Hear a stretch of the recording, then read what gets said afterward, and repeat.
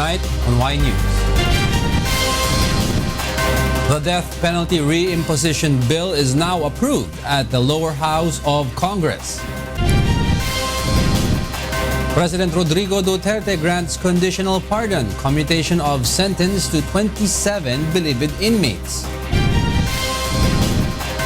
The Commission on Appointments moves to ban reappointment of officials previously rejected for the same position.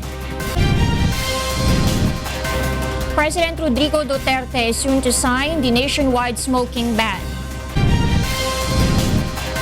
And the PNP Internal Affairs Service begins its fact-finding investigation on active cops implicated by ex-policeman Arturo Las Cañas as alleged members of the Davao Death Squad.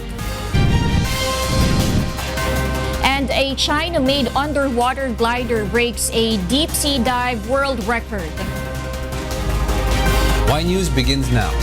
From the UNTV News and Rescue Command Center, this is Y News with Angelo Castro III and Darlene Basingan. Good evening.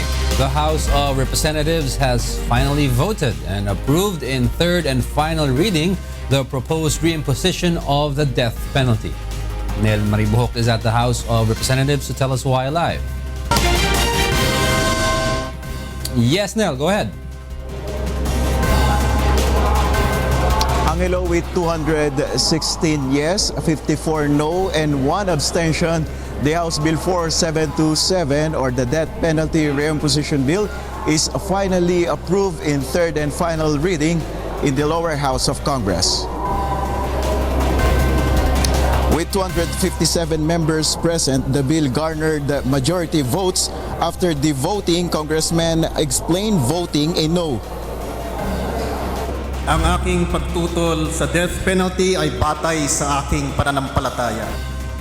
Ang pagboto ng yes sa parusang bitay ay pagsang-ayon na mamatay ang mga mahihirap. Other notable congressmen who voted no are Liberal Party members Vilma Santos, Edsel Lagman, George Banal, Gabriel Bordado, Raul Daza, Raul Del Mar, Edgar Erice, Josephine Ramirez Ato, Kit Belmonte. Quezon City and former LP Vice Chair and Speaker Sunny Belmonte and Marikina City Congressman Miro Kimbo voted yes.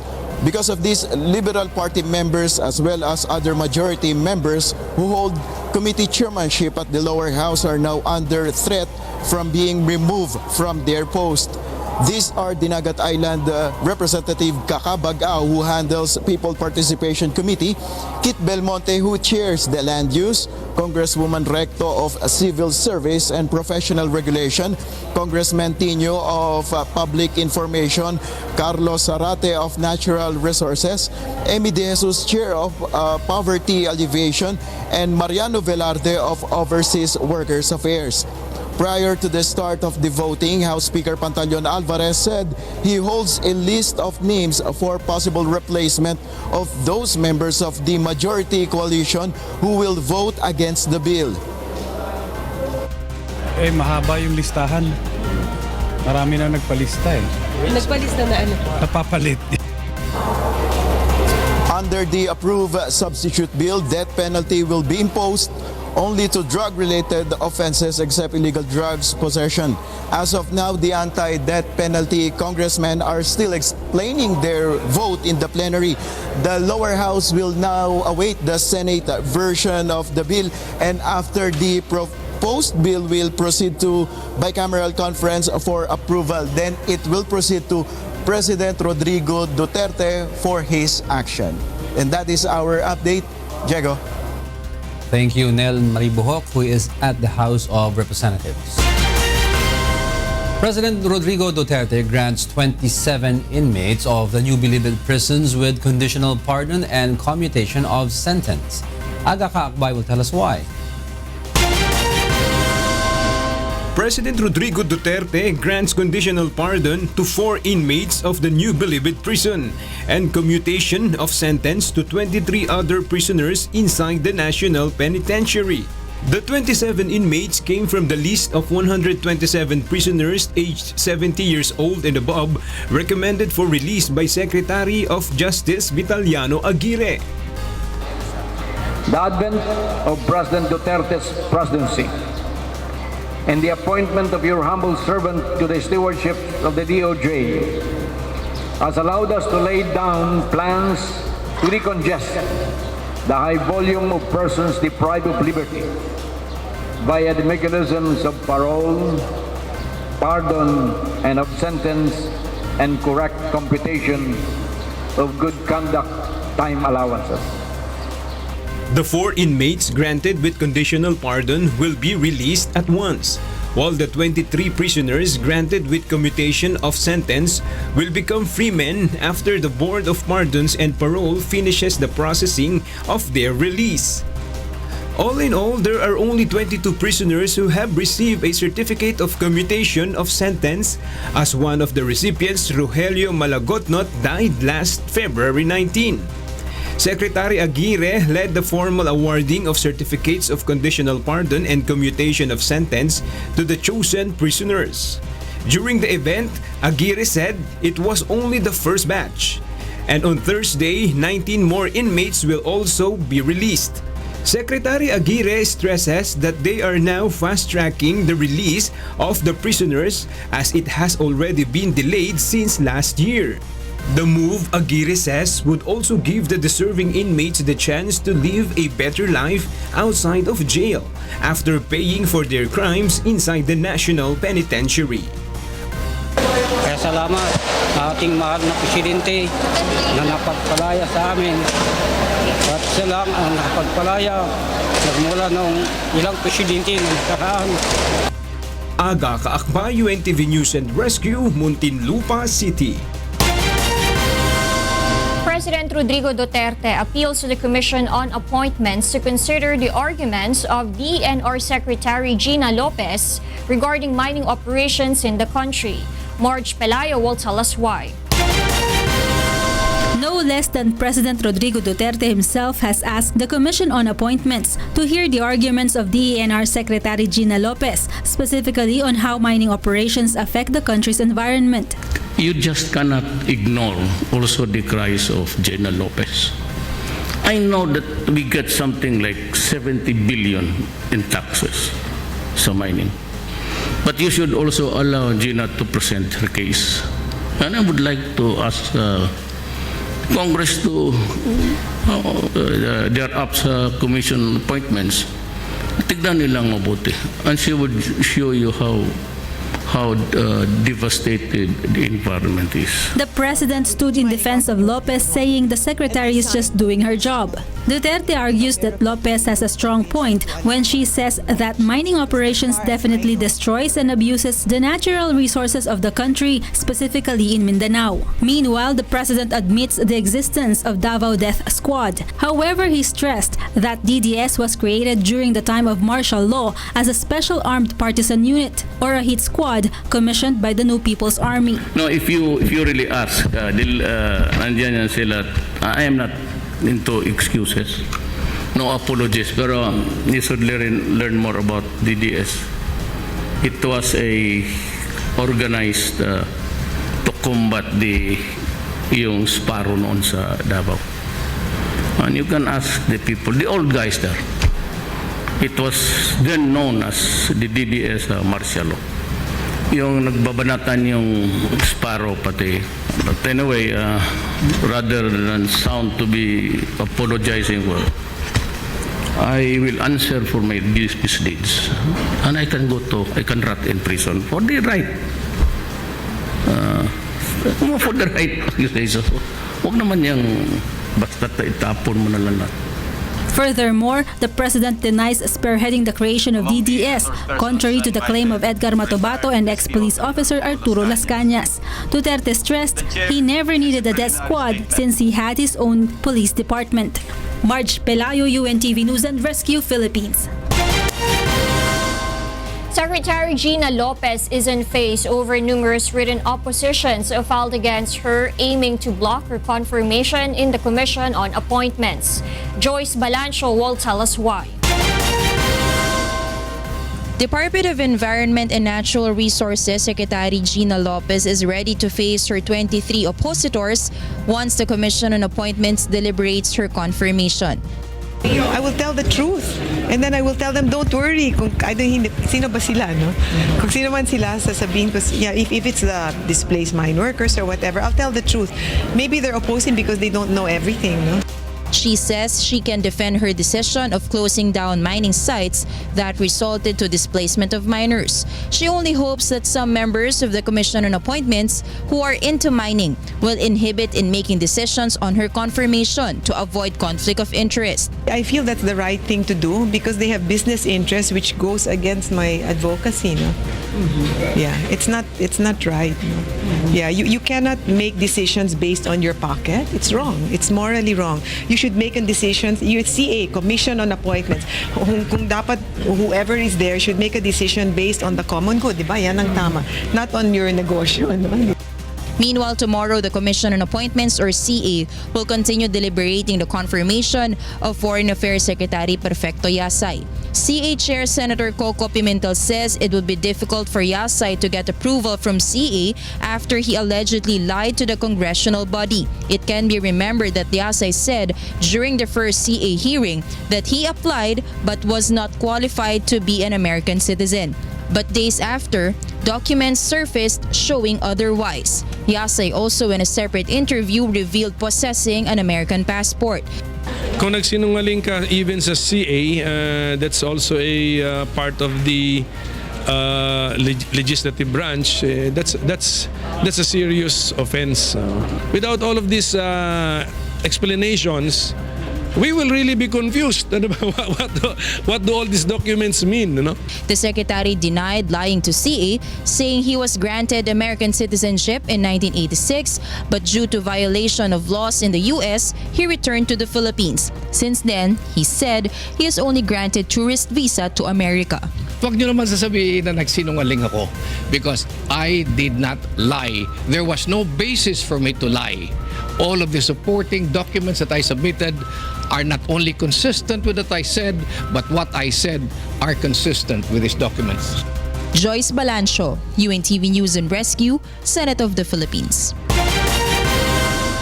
The Commission on Appointments agreed today to amend its existing rules concerning the confirmation of cabinet appointees. Starting tomorrow, the congressional body will not allow the president to reappoint an official who has already been rejected by the commission for the same position. Also, they will implement a three-strike rule wherein the CA will be forced to decide whether to approve or reject the confirmation of an official who has been passed or has been bypassed for the third time.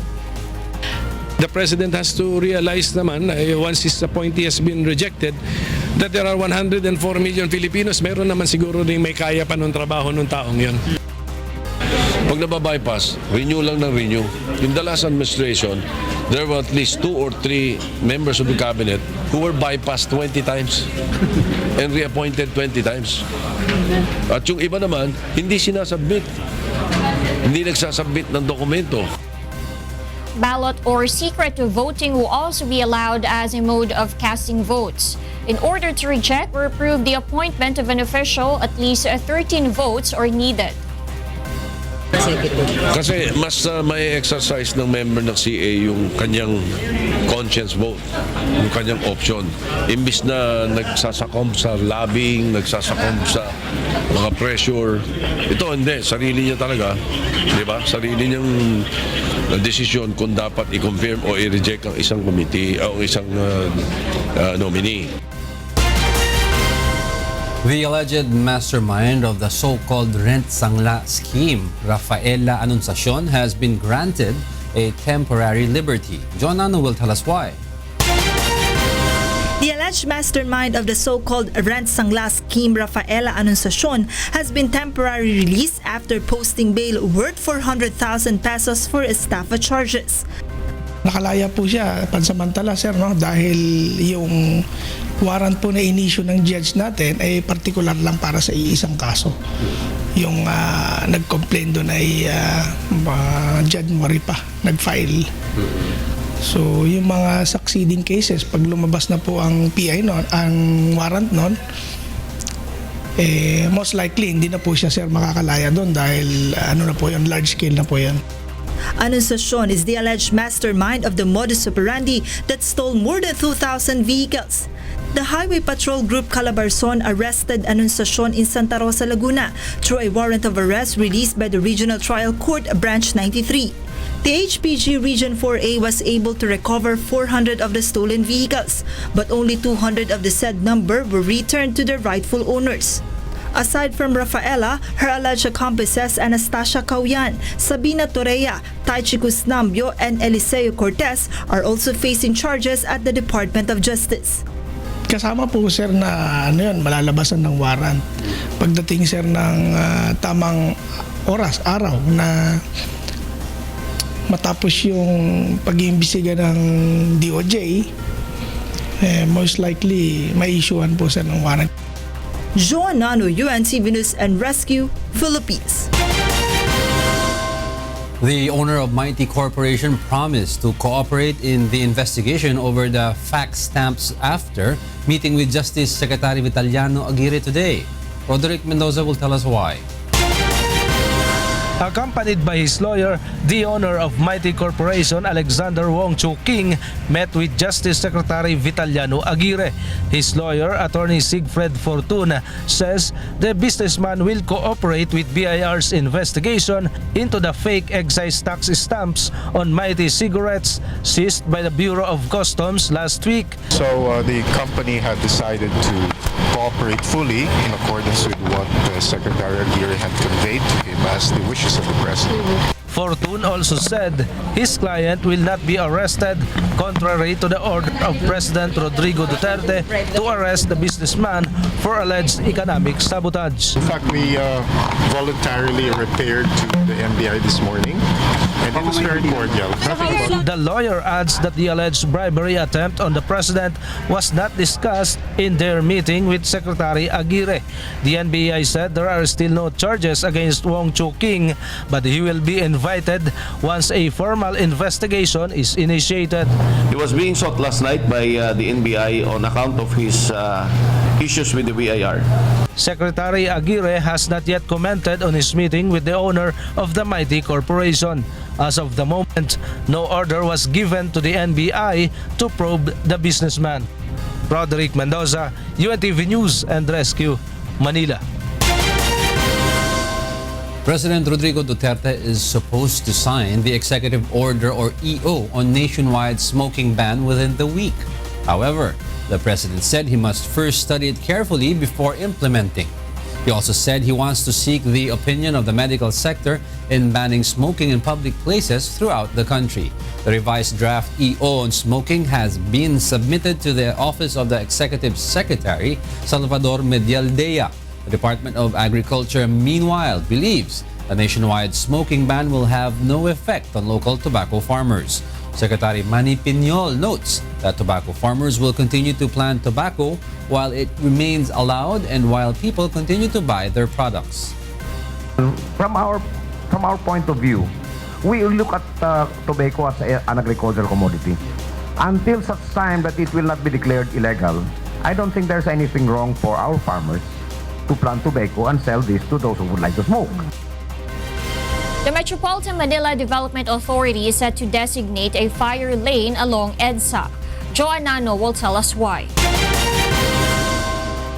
The Metro Manila Development Authority or MMDA will designate a special lane that will be used by fire trucks in case of fire. The Bureau of Fire Protection or BFP in the National Capital Region attended the Metro Manila Council meeting held earlier today. Here they asked the MMDA to designate a fire lane along major thoroughfares. The MMDA has decided to designate the motorcycle lane to be used as the fire lane.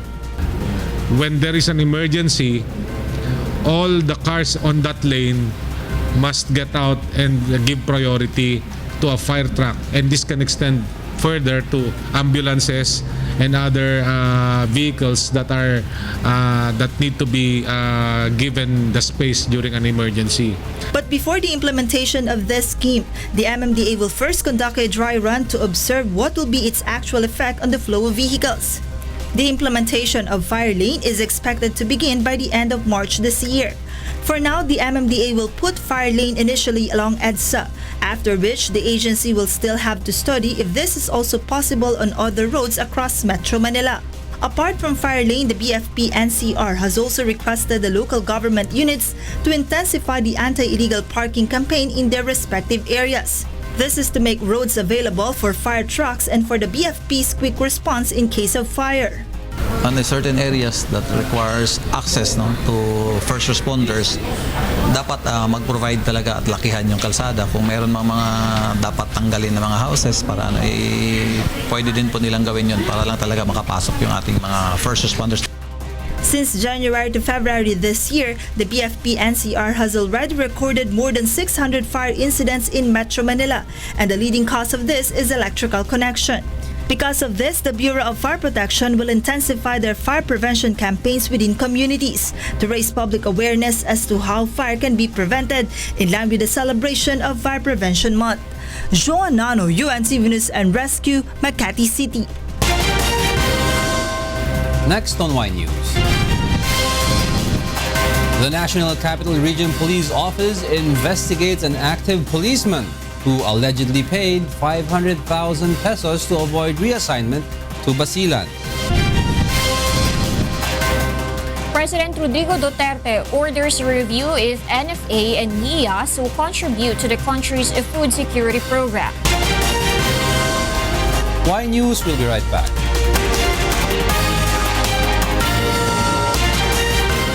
The PNP Internal Affairs Service is conducting a fact-finding investigation on active policemen named by retired SPO3 Arthur Las Cañas at yesterday's Senate hearing. Lea Ilagan will tell us why.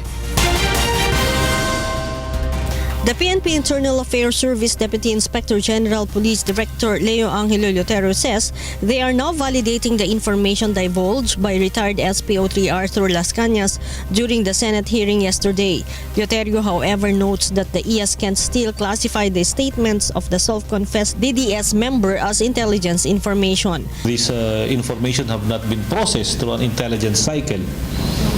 So, these are just pieces of information, di pa siya intelligence. The police unit has no copy yet of Las Cañas' affidavit or the documents containing his statements. Duterte says what they have now are the unsigned and photocopy of the said documents. Ang action ng Internal Affairs Service can only be to validate such information. We'll do our own analysis and fact-finding of the things that he has said in relation with the police personnel involved who remain to be in the active service. Among the policemen initially named by Las Cañas are Police Senior Superintendent Romel Mitra, Chief of the Directorial Staff of Pro 3, the Deputy City Director of Davao City Police Office, and SPO1 Jim Tan. The self-confessed DDS member also named Vicente Danao, Chief Directorial Staff of the CIDG, and even PNP Chief Police Director General Ronald Bato de la Rosa, whom he claimed as among those who joined their operation and ordered to kill. De la Rosa, meanwhile, refuses to comment on Las Cañas' accusations. Ordinary police na yan siya doon, ordinary police. Document pa rin. Hintayin ko lang sa Senado yung may papatawag ako. It can be recalled that Las Cañas made a complete turnaround when he retracted initial statements about his participation in the so-called Davao Death Squad or DDS, which was allegedly led by then Mayor and now President Rodrigo Duterte. Lea Ilagan, UNTV News and Rescue, Camp Crame. Senator Richard Gordon is urging the designation of courts that will focus on cases against policemen. Joyce Palancho will tell us why. Alleged cases of extrajudicial killings involving policemen will be immediately resolved if there will be designated courts that will handle such cases. Thus, Senator Richard Gordon pushes for the passage of his bill that seeks to have police courts. Ang mga kaso ng police na krimen, magkakaroon tayo ng designated courts, the designated Supreme Court sa kada probinsya, ang isang korte doon na may sariling prosecution from the Department of Justice na continuous hearing yung kaso noon para pag may ginawa ang police. A provision of his measure also intends to hasten the investigation conducted by the PNP Internal Affairs Service or IAS on cases versus erring police by requiring them to resolve cases within 15 to 60 days. Gordon also wants to create a special division within the Court of Appeals that will handle petitions or requests concerning administrative sanctions against police. Court Administrator Attorney Midas Marquez agrees with Senator Gordon's bill. He says the Supreme Court can designate among the regional trial courts that can be assigned as police courts. Yung volume naman ng cases concentrated in different areas. So when we say volume of cases, hindi naman lahat ng courts overburdened. We only have a few stations where the courts are overburdened. So we will make special provisions for those. Joyce Balancho, UNTV News and Rescue, Senate of the Philippines. The National Capital Region Police Office or NCRPO is investigating the case of a police officer who allegedly paid 500,000 pesos to avoid reassignment to Basilan. NCRPO Chief Police Director Oscar Albayalde says this report originated from a local news organization. And because the accusation is grave, they are obliged to investigate as to the truthfulness of the said report. The NCRPO is also finding out which official received the said amount. Meralco and the Philippine Rural Electric Cooperatives Association have asked lawmakers to mandate the protection of power distribution lines. Aga Kaakbay will tell us why. Lawmakers are pushing for the passage of the House Bill number 1223 or the Anti-Power Line Disturbance Act, which aims to protect power transmission lines from structures and trees that would affect electricity lines, especially in times of calamities. The bill indicates an acceptance distance of transmission lines from structures and trees. Yung poste, kaya naman yung hangin ng bagyo, pero yung puno nakatabi ng poste o nasa gilid ng poste, bumagsak at binagsakan ang linya, kaya nasira ang poste. The National Grid Corporation of the Philippines, National Transmission Corporation, Philippine Rural Electric Cooperatives Association, and Meralco have expressed support for the said proposal. However, the two companies ask lawmakers to amend some existing laws that prohibit the cutting down of trees. It can be noted that tree cutting requires clearance from the Department of Environment and Natural Resources, as mandated under the revised Forest Code and Coconut Preservation Act of 1995. They also ask lawmakers to include in the proposal the creation of steps to protect distribution lines near residential areas. The stakeholders present during the hearing also called for the cooperation of local government units in protecting electricity lines. The LGU should consider clearances in granting building permits. Though the ENR, meanwhile, approves of the said proposal, the energy sector still needs to coordinate with the said department. Aga Kaakbay, UNTV News and Rescue, Quezon City. The recently approved National Broadband Plan is seen to ease and speed up public transactions with the government. Monokson will tell us why. Public transactions with the government may be done online once the implementation of the newly approved National Broadband Plan takes effect. Thus, the public seeking to avail of government services may no longer need to fall in long queues. The government says the plan would primarily benefit those in far-flung areas who have difficulty going to cities to process their documents. A citizen can transact with government without necessarily physically commuting from one place to another, but simply accessing the online service. These are part of the so-called e-government service. The Department of Information and Communication Technology, or DICT, will use the facilities of the National Grid Corporation to connect the Philippines to a network through fiber optics. The project would provide the government with its own network, and thus government agencies and departments would no longer need to pay for the services of other network providers. DICT Secretary Rodolfo Salalima notes that the country's internet speed might also improve if the government will have its own network. In a sense, yes. Because for one, your access, your coverage will be expanded, and this is only a way of decongesting. The DICT says the implementation of the plan might only take 1 year if the NGCP will properly cooperate. Mon Hokson, UNTV News and Rescue, Quezon City. The Department of Transportation presided over the commissioning ceremony of the MRRV 4403 BRP Malapascua vessel to the Philippine Coast Guard from Japan earlier today. Aiko Miguel will tell us why. Transportation Secretary Arthur Tugade led the commissioning of the MRRV 4403 BRP Malapascua earlier today. The 44-meter-long bulletproof vessel is the third of the 10 ships the Philippine government ordered from Japan under the Maritime Safety Capability Improvement Project. Tugade says the arrival of vessels from other countries for the maritime operations of the Philippines serves as a manifesto of the continuing improvement and modernization program of the current administration. And I hope that what we do today is not the end of your modernization program, but rather the beginning of more fleets coming in, more helicopters being purchased, and more construction being put in place. Commodore Joel Garcia, the OIC of the Philippine Coast Guard, says Japanese technology would significantly help in the improvement of PCG's equipment, especially in suppressing piracy in Philippine Islands. We have to have that security, safety, environmental numbering system on the hull of the boats para at least sa mga law enforcers ng Coast Guard, like yung police, tsaka mga military, once they at sea, they can easily discern or distinguish those boats na walang number, automatically magiging suspect sila sa operation. The delivery of the vessels from Japan is expected to be completed in 2018.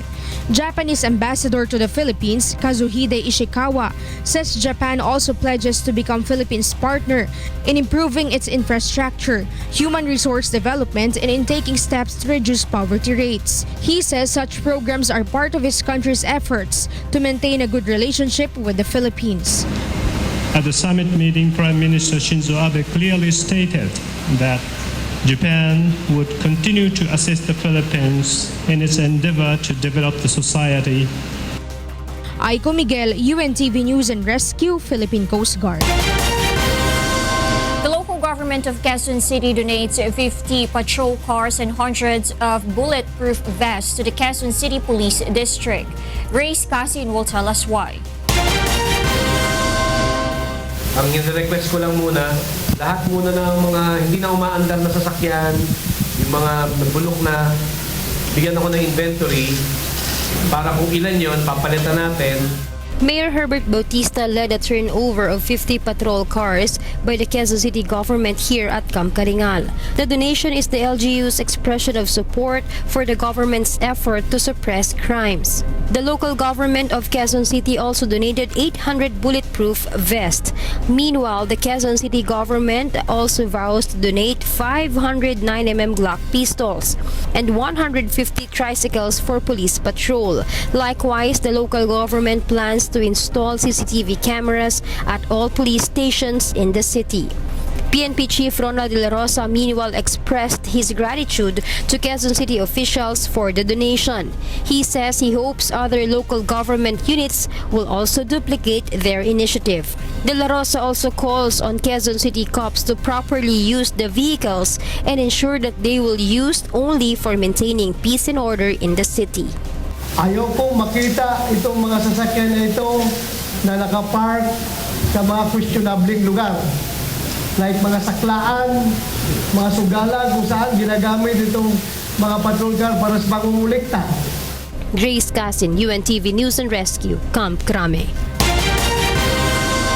President Rodrigo Duterte orders a review of government corporations with large amounts of arrears, particularly the National Irrigation Administration or NIA and the National Food Authority or NFA. It has been found out that the National Food Authority is second among government operations with the largest amount of debts, which amounts to 210 billion pesos. On the other hand, the National Irrigation Authority is fourth with 160 billion pesos. He directed Secretary Dominguez to to head a group that will review the viability and relevance of these agencies in relation to our food security program.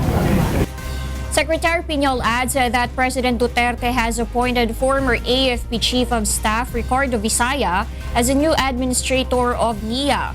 This came following the resignation of Peter Lavinia from the post. Meanwhile, Caraga Regional NIA Director Cesar Sulaik will take the office of the Deputy Administrator of NIA. Farmers may now easily identify and match the type of crops with the appropriate type of land they are cultivating. Reimposition will tell us why. Based on the Department of Agriculture's data, the country's fields that can be used for farming might reach 7 million hectares from the current 4 million hectares. It will actually guide our farmers kung anong klaseng lupa meron siya, anong itatanim niya. It will also guide investors and big businessmen who would like to invest in agriculture. Hindi mo na kailangan pang magpapunta ng isang tao doon sa area para itanong ano bang pwede dyan. The DA was able to locate such lands in the country that can still be used for farming through the National Color-Coded Agricultural Guide Map or NACAG. The map can help farmers easily identify and match the type of crops with the appropriate type of land they are cultivating. It can also show the land-based and water-based hazards that may affect farmers' crops like landslide or floods. This is part of the Adaptation and Mitigation Initiative in Agriculture or AMIA of the Department of Agriculture or DA. The color-coded map can be accessed online at www.farmersguidemap.gov.ph.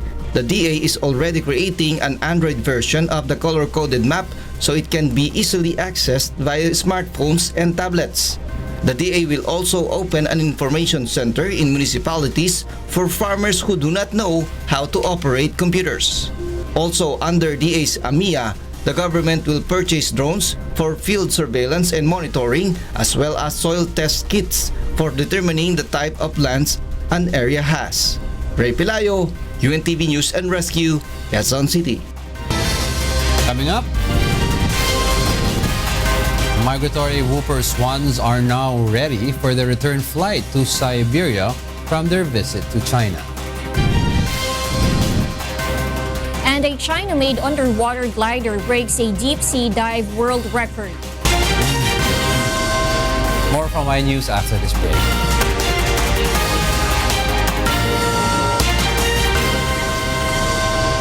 The mayor of Piaong, Quezon has expressed gratitude to UNTV and its public service partners. Leslie Longboan will tell us why. Residents of Chaong, Quezon flocked to the medical mission conducted by UNTV together with members Church of God International and Rotary Club. Blurred vision, toothache, coughs, colds, and other respiratory problems are among the common illnesses of the municipality's residents. Maganda po kasi yung aking ngipin na nasakit na bunot. Tapos po yung aking mata pagbasa, malinaw ngayon. 73-year-old Ernesto Lenato also sought the assistance of the group's volunteer doctors. He has experienced stroke for 3 times. This is why it has been difficult for him to walk and even talk. He also complains of other illnesses. Minsan nahihilo, nasakit ang dibdib, tsaka ang tuhod niya talagang mahinang lumakad. Ito, binigyan niya kami ng gamot para sa leyo, sa may vitamins. Madami silang ibinigay sa akin eh. Kaya ako'y nagpapasalamat. Meanwhile, more than 1,700 residents received assistance through various free medical services such as medical, pedia and optical consultations, dental extraction, and medical examination. Some were able to avail of free eyeglasses, medicines, and vitamins, while others had legal consultations. On behalf of his constituents, the mayor of Chaong, Quezon expressed gratitude for the group's public service. Unang-una, ako'y nagpapasalamat sa grupo ng UNTV sapagkat napakalaki pong tulong ito sa aking mga mamamayan. Ngayon lang po ulit nagkaroon ng ganito kalaking medical mission. Kailangan po ng mga kababayan natin ito sapagkat sa dami po ng mga mahirap na may sakit. UNTV conducted the medical mission in cooperation with Pag-ibig, the Philippine Philippine Health Insurance Corporation or PhilHealth and the Philippine Cancer Society. Leslie Longbowen for Serbisyong Kasangbahay. Migratory whooper swans are ready for the return flight to Siberia. Eric Quinto will tell us why. As temperature rises, migratory whooper swans have also begun flying back to Siberia and other northern regions after wintering in the nature reserve for swans in the city of Rongcheng, East China's Shandong province. Every year between October to February, nearly 10,000 swans from Siberia and Inner Mongolia fly south to spend the winters at lakes in the Rongcheng Reserve, where the water rarely freezes over and provides an abundance of seagrass, swans' favorite food. The arrival of the winged visitors turned the area into a well-known natural attraction. Locals are delighted to see the beautiful creatures, and reserve staff feed them with corn when necessary. 听到了，大天我中国都会飞了。我们到位这边好叫大天我吃饱，我好往回飞了。 Many bird lovers have come all the way to the reserve to have a look at the swans before their departure. 我听说他们要飞走了，飞回那个西伯利亚了，所以我们这次最后再来看一下。 According to the nature reserve, the entire migration will finish by the end of March. Eric Quinto, UNTV News and Rescue, Shanghai, China. A Tennessee chicken farm calls tens of thousands of birds on Tyson contracted farm. Nomer Peñaranda will tell us why. A strain of bird flu has been detected in the chicken breeder flock on Tennessee farm contracted to U.S. food giant Tyson Foods Incorporated, and the 73,500 birds will be culled to stop the virus from entering the food system. The U.S. Department of Agriculture said this represented the first confirmed case of highly pathogenic HC7 avian influenza (HPAI) in commercial poultry in the United States this year. It is the first time HPAI has been found in Tennessee, according to the state government. I want to reassure all of you that this particular strain of avian influenza poses no risk to the food supply. Second, according to CDC and our own Department of Health, there is little to no risk to human health. This is not the type of bird flu that is known to be communicable to humans, nor is it the type that affected the Midwest in 2015. Templeton said, out of an abundance of caution, the government is working with health and local officials to monitor the health and safety of those people who are working on this site. He added that the population at the farm has already been completed. Tyson, the biggest chicken meat producer in the United States, said in a statement it was working with Tennessee and federal officials to contain the virus by euthanizing the birds on the contract farm. South Korea will ban imports of U.S. poultry after a strain of HC7 bird flu virus was confirmed at the farm. The Agriculture Ministry said cutting shipments from its main supplier during a current egg shortage. Nomer Peñaranda, UNTV News and Rescue, Virginia, USA. American athletes Noah Lyles and Gwen Berry are new record breakers. Meanwhile, Brazil's Chapecoense team is back to the game. Aaron Romero will tell us why. In soccer, Brazilian soccer team Chapecoense takes to the pitch in Venezuela on to train for their Libertadores Cup debut ahead of a match against Zulia FC. The club signed new players and a new coach and played its first match at the end of January. Coach Wagner Mancini said the team was happy to be in Venezuela. Dizer muito obrigado a todos aqui na Venezuela, a todos da Maracaibo que nos receberam de uma forma muito simpática e carinhosa, né? E isso tem sido a tônica da Chapecoense. A gente sabe que o povo venezuelano é amigo do brasileiro, então isso nos deixa. The Libertadores Cup was revamped last year. And in athletics, teenager Noah Lyles and Gwen Berry both set world best records at the U.S. Championships on Saturday. 19-year-old Lyles from Florida has proven to run the fastest at the indoor 300 meters of all time after clocking 31.87 seconds in New Mexico, beating Wallace Spearman's best of 31.88 made in 2006. Meanwhile, Gerry launched her final toss of 25.60 meters on her final throw, erasing the previous best record of 25.56 meters by fellow American Brittany Riley in 2007. Aaron Romero, UNTV News and Rescue, New York. A China-made underwater glider has broken the deep-sea dive world record by going down to as deep as 6,329 meters below sea level. Dulce Alarcon will tell us why. The Hawaii underwater glider dived to its world record depth in the Mariana Trench, world's known deepest sea trench. That's according to a Chinese scientific expedition team now working in the Pacific.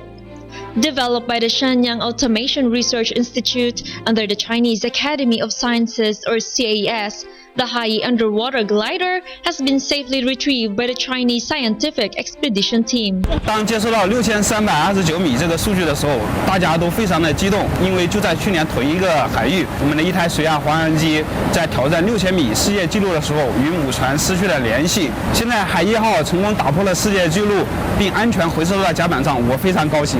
Jin's colleague has given a little more detail about the record-breaking glider and its dives in the Pacific Ocean. 这个航次海1号水下滑翔机一共进行了12次的下潜工作，累计工作时间达到了87小时48分钟，累计航程达到了134.6公里，收集了大量的高分辨率深远海域的水底信息。 This Chinese scientific expedition team is still working around the Mariana Trench area and is scheduled to return to Sanya in South China's Hainan province later this month. Underwater glider is a type of autonomous underwater vehicle or AUV, which resort to buoyancy changes in conjunction with its wings to convert vertical motion to horizontal glides in sea waters. Dulce Alarcon, UNTV News and Rescue, Anhui, China. Those are the reasons behind the news, March 7, 2017. I'm Angelo, Castro III. Reasons we delivered to you as they unfold. I'm Darlene, Basingan. Because we need to know. We will always ask why. Thank you for watching. Why News.